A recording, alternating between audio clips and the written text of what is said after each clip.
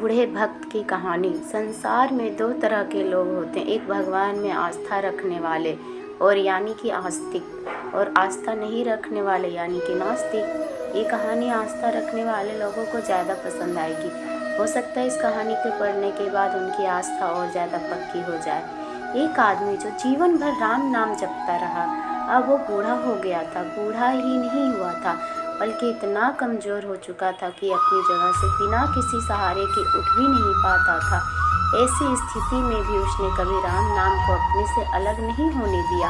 वो पूरा दिन मन में राम नाम लेता रहता है। राम नाम की वजह से उसे अपनी तकलीफ़ों को सहन करने की शक्ति मिलती।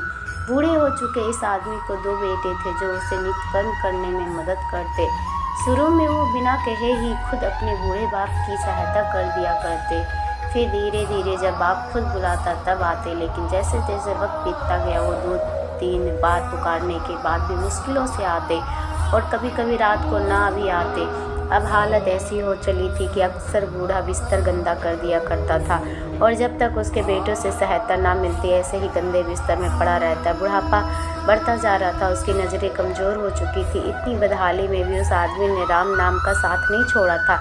एक बार बूढ़े को नित्य कर्म करना था। उसने आवाज़ लगाई और अगले ही पल किसी ने उसका हाथ बड़ी कोमलता से पकड़ा और उसे नित्य कर्म करवा कर उसके बिस्तर पर लिटा दिया।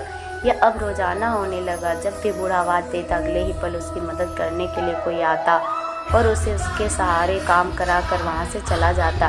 नज़र कमज़ोर हो चुकी थी, देखकर बूढ़ा उसे पहचान नहीं पाता था, लेकिन बूढ़ा जानता था कि यह उसके बेटे नहीं हो सकते और वह स्पर्श भी उनके बेटे का नहीं था। एक दिन जब बूढ़े आदमी ने अपने नित्य कर्म करने के लिए अपने बेटों से मदद मांगी, तब अगले ही पल उसे फिर से वही मुलायम वाला स्पर्श महसूस हुआ। सारा काम खत्म करने के बाद बूढ़े आदमी ने उस व्यक्ति का हाथ पकड़ लिया और उससे पूछा, सच सच बताओ, आखिर तुम कौन हो? तुम मेरे बेटे तो नहीं हो सकते। बूढ़े के सवाल के साथ उसके कमरे में बहुत तेज रोशनी हुई और प्रभु ने अपने दिव्य अवतार में वहाँ पर दर्शन दिए। किसी भी वस्तु की बड़ी मुश्किल से देख पाता था, वही बूढ़ा भगवान के दिव्य स्वरूप को स्पष्ट रूप से देखने में समर्थ हो गया।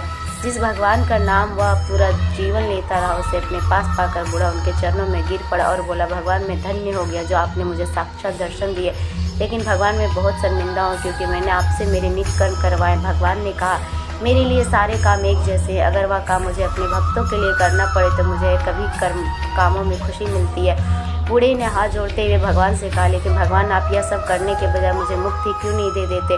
क्या आपके दर्शन माँ से मेरी मुक्ति संभव नहीं है? यह सब प्राप्त की वजह से है। तुम्हारा प्राप्त बहुत कठिन है। अगर मंद होता तो मेरे दर्शन माँ से तुम मुक्त हो जाते।